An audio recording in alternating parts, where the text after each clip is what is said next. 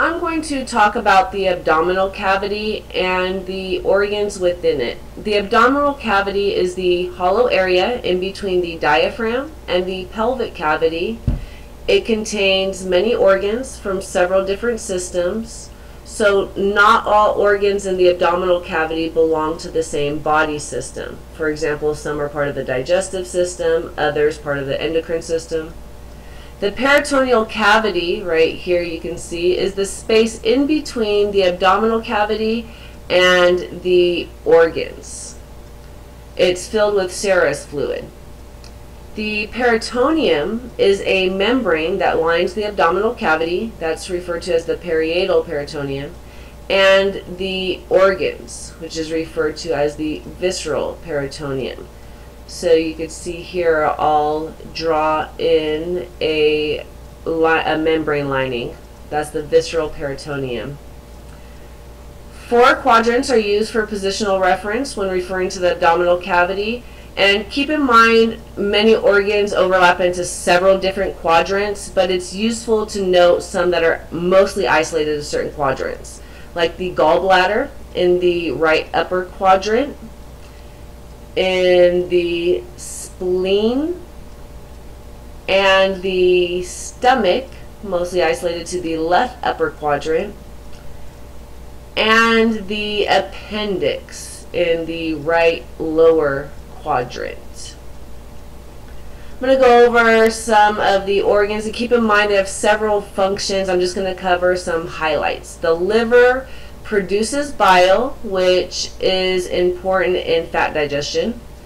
The gallbladder stores the bile produced by the liver. The pancreas produces insulin, which is very important in diabetic conditions, and it also produces digestive juices. The spleen, recall in the left upper quadrant, functions in blood filtration. It also is a blood reservoir, so it stores blood. That's important to remember when you're considering an injury in that area of the abdomen. The appendix is possibly involved in immune functions. The stomach receives food through the esophagus. It breaks it down into chyme. Chyme is a substance that is made from mechanical and chemical digestion in the stomach. And the stomach also stores food. The large intestine, aka the colon, absorbs water from waste. This forms feces, and it passes the feces through defecation. So it absorbs the excess water from waste, and which results in feces, which is passed through defecation. The small intestine is where most nutrient absorption occurs. So digestion happens in a lot of different places, but most nutrients are absorbed in the small intestines. The kidneys remove excess fluid from the blood, for example, and they do that in the form of urine. The kidneys have many other functions too, including controlling the body's chemical balance.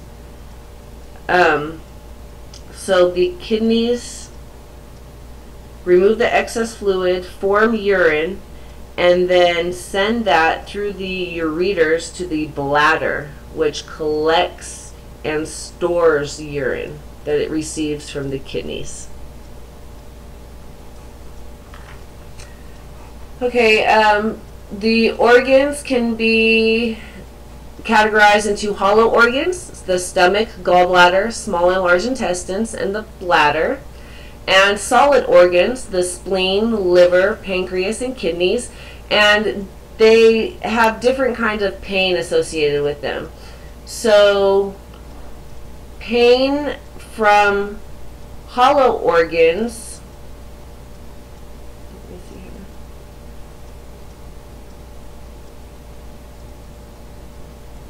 here. Okay, so pain from hollow organs, which is the stomach, gallbladder, small intestines, and bladder, is described as intermittent. It can be described as crampy or colicky. So if a patient describes their abdominal pain as one of these three, then it's probably pain from a hollow organ. Pain from solid organs is described as dull and persistent. So if they describe their pain as this, then you might suspect solid organ injury. Abdominal pain from cardiac issues is commonly felt in the epigastric region, which is the region above the navel, and it may be felt as abdominal pain or digestive discomfort. Peritonitis results from irritation to the peritoneum. This leads to periatal pain, which is a localized, intense pain from the peritoneum. Recall that's the lining of the abdominal cavity being irritated. This can happen from a ruptured organ. The abdomen may feel rigid if this is the condition the patient has. An abdominal aortic aneurysm, AAA, is life-threatening. This is really a true emergency. The patient needs immediate care.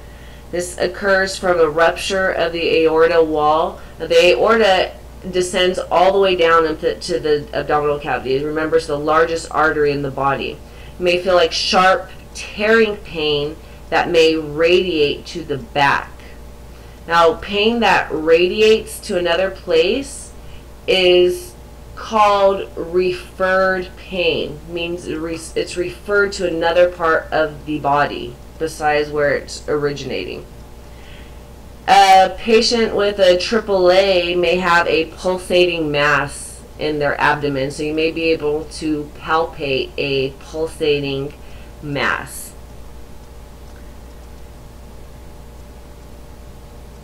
A gastrointestinal bleed, commonly referred to as a GI bleed, can occur anywhere from the esophagus to the rectum.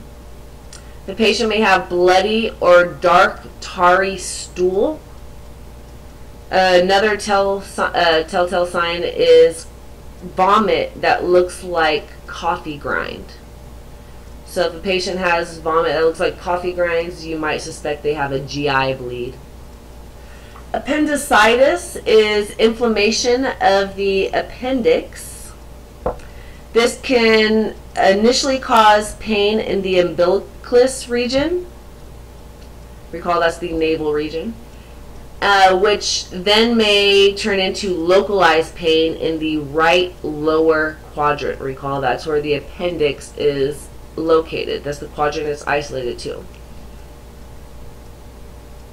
Cholecystitis, aka gallstones, is inflammation of the gallbladder, which can cause severe sudden pain in the right upper quadrant or in the epigastric region.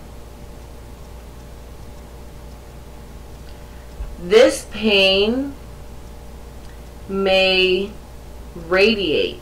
Recall that's called referred pain. So the pain may radiate to the shoulder. This is made worse by eating high-fat foods.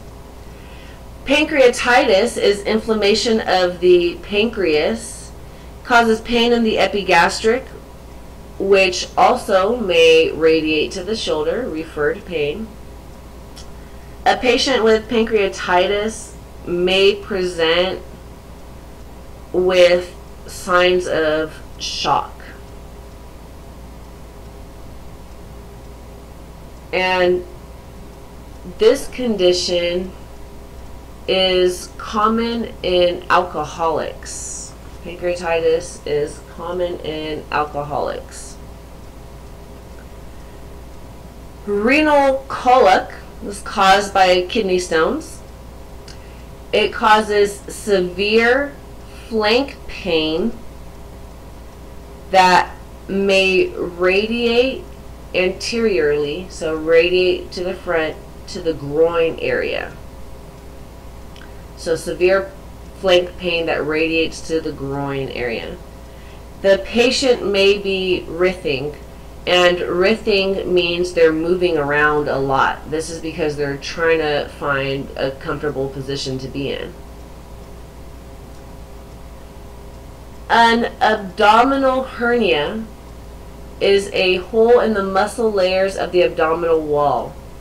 Tissue may protrude out of that hole and up against the skin, but this is a closed wound. It's not an open wound. So the tissue's protruding out through the hole in the abdominal wall, but up against the skin. You may be able to feel a mass or a lump in the patient's stomach, and this is a hernia is made worse by heavy lifting. Evisceration, on the other hand, is when an internal organ protrudes through the wound in the abdomen, and this is an open wound, so it actually comes through the abdomen. I'm going to briefly talk about patient care, and this only pertains to abdominal pain. Now, say for an evisceration, for example, you're going to want to do an occlusive dressing. You're going to want to cover that up and protect it pretty well. You don't want it to get infected. But for abdominal pain, say the patient's just complaining of abdominal pain, you want to maintain the patient's airway, provide high concentration oxygen via non-rebreather mask. Remember what your measurements are for that. You want to put the patient in a position of comfort. Unless they're, say for example, they're unconscious, then you're going to want to put them in left lateral recumbent position. So that's the recovery position. You want to recheck the patient every 5 minutes. Something else that I didn't cover on here, but you should make a note of, is ectopic pregnancy.